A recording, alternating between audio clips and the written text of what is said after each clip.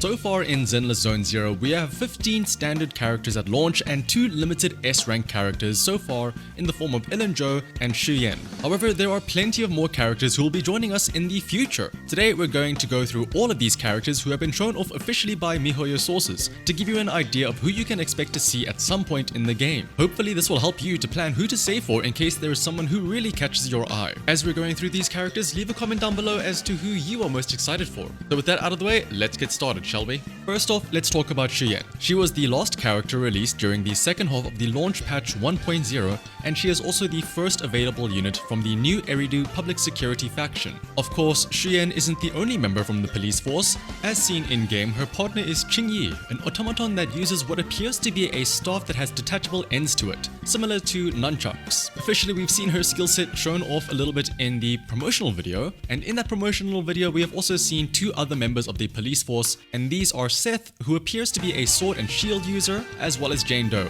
another Theron by the looks of her tail, and Rat Ears, who uses a knife. However, all of these characters from the public security have not only been shown off in promotional videos as well as in-game, except for Jane Doe that is, but in an upcoming 1.1 patch stream, all of the members from the public security faction are featured on the promotional material, so it is very likely that the other 3 will be available at some point in version 1.1. Prior to announcing the 1.1 livestream, teasers for all of these characters did appear on Zenless Zone Zero's Twitter page, so that means that we can expect in the future that whenever new character reports are teased on their Twitter pages, that they are likely to be released sometime in the next patch. That's it for the public security faction. So next, let's move on to the Holo Special Operations Section 6, or Section 6 for short. This is another group that has been featured not only in promotional videos, but can also be seen in the current version of the game. At launch, we only have access to Sokaku, but by far the flashiest member is none other than Hoshimi Miyabi, the leader of the group who wields a katana and someone so highly praised by those around her that she has earned the title of a Void Hunter.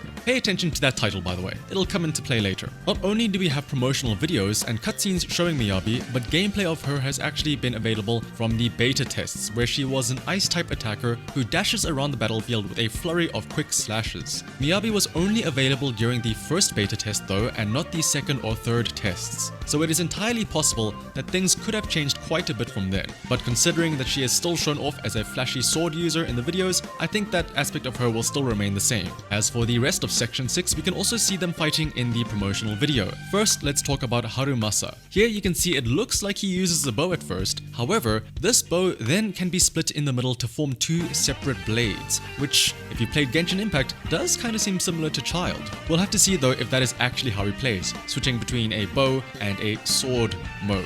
After that though is Yanagi, who may seem like a regular office lady at first, but she actually has a really big weapon. And in this case, that weapon is the Naginata, which is a Japanese style weapon originally used by samurai from feudal Japan.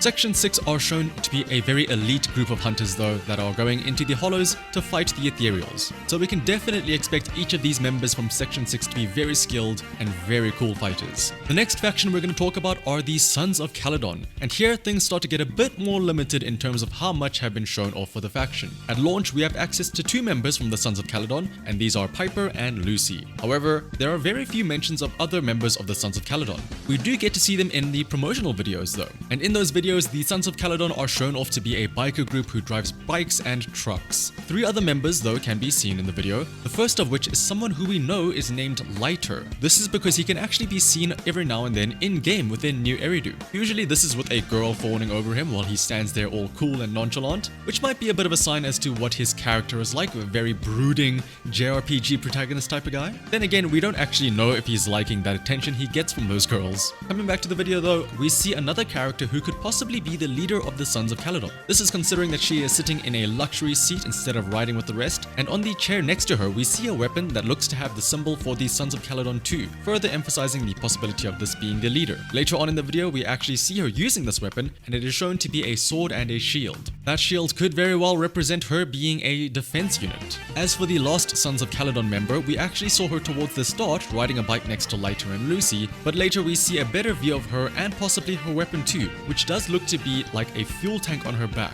So this could mean that she has something like a flamethrower as a weapon. Again though, when it comes to these Sons of Calydon members, there are very few official resources to go off of, so we only have their looks to go off of at this moment. But I know for certain I am definitely really excited for the release of that sword and shield girl. Next up, we're going completely out of the game and looking at one of the promotional videos posted by MiHoYo, and that is where we meet the City Defenders, also known as Void Hunters. These are a group of 7 people who were vital to protecting the old city of Eridu from total corruption from hollows. You could think of these as the 7 strongest members who helped suppress a catastrophe years ago and lay the foundations for the new Eridu that we find ourselves in today. First off is the quote-unquote Sword Master, who is the 3rd generation of the Hoshimi family. Now, if you've been paying attention, you might see this and think, wait, is it possible that this Hoshimi is the same Hoshimi Miyabi as the one from Section 6? It's entirely possible that this is the case, although it is also possible that this could be a relative to Hoshimi Miyabi, since in that same video they do mention that this Hoshimi from the City Defenders has successors. So time will tell who exactly this mysterious Swordmaster is and whether or not she is related to the Miyabi from Section 6. Next is the Sunbringer, a former CEO of the Marcel Group.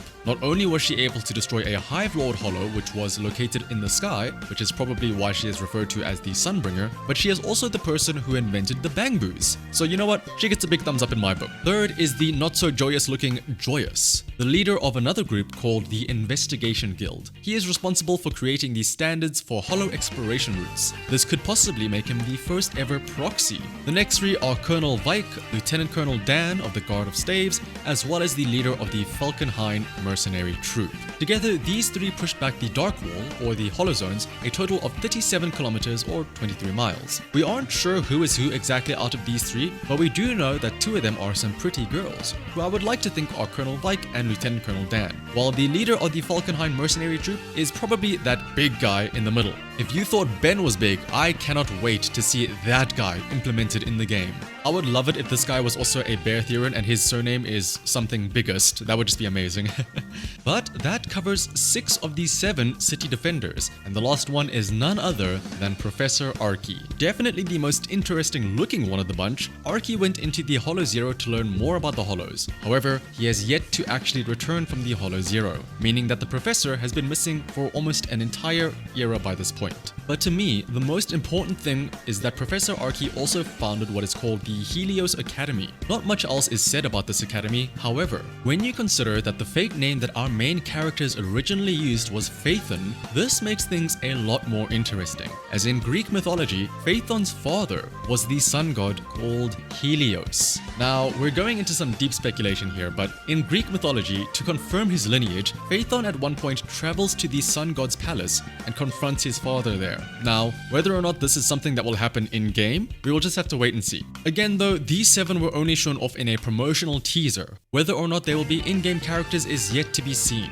but I'm sure that with all of the effort put into designing these characters and giving them this lore, I think it's only a matter of time till we see something resembling them in-game. Lastly is probably the most obscure group within the game, and that is the Virtual Idol group that doesn't technically have a name yet. I'm just calling them the Virtual Idol group, because, well, that's what they look like. These are 3 characters who have only had their designs and concept art shown off so far. These were shown only on the Chinese social media platform Bilibili. Now again, these are just going to be concept art designs that I'm showing you, and they could be subject to change, but let's have a look at them anyway, shall we? The first character has a backpack that does look suspiciously like a weapon, with what appears to be musical note buttons on the front and what might be a muzzle of a gun near the top. The 3/4 on the bag could also be a musical timing, again giving more nods to the idol theme of this group, as well as her weapon appearing to be a megaphone. So she could whack people with the megaphone, or she could attack people by shouting at the enemies, which could be pretty fun to see. As for the next character art, we see a girl who uses 2 flail-like weapons, since it is a stick with a big spiked ball on the end, and these balls are able to extend and attract on a wire. Small girls with big weapons. Gotta love it. The little halo above her head does make me wonder though if she is an actual real girl, or again, if this is a virtual avatar. And last is by far the most interesting of the group. This character definitely has the most virtual aspect to her, as half of the character sheet shows off a robotic girl, while the other half shows off what appears to be a human counterpart. In the bottom left by the hand, the writing there says buki or weapon in Japanese. So these little spots on her hand might mean that she can shoot lasers out of those spots a la Mega Man-esque. However, if we look at the middle here by the arrow that points between the two different designs, the Japanese text there says Zensoku Toe, which roughly translates to a full projection, as in like when a projector shows off a screen on a white wall. So this would imply that the character is truly a robot similar to Billy on the left there, and has the ability to apply a projection onto themselves that make them look like a human on the right. This concept seems really cool, not just for this character, but also for the implications of what Billy might be able to do in the future. Who knows, maybe Billy will be able to become the Starlight Rider himself one day. Otherwise, there you have it. These are all of the potential characters that have been shown off in official MiHoYo media that may or may not be future characters within Zenless Zone Zero. Did any of them catch your eye? For me, it is definitely the Sons of Calydon sword and shield user. So I know who I'm going to be saving for. What about you though? Let me know in the comments down below who you are most excited for, and while you're at it, consider liking and subscribing. I would really appreciate it. But until next time though, bye bye.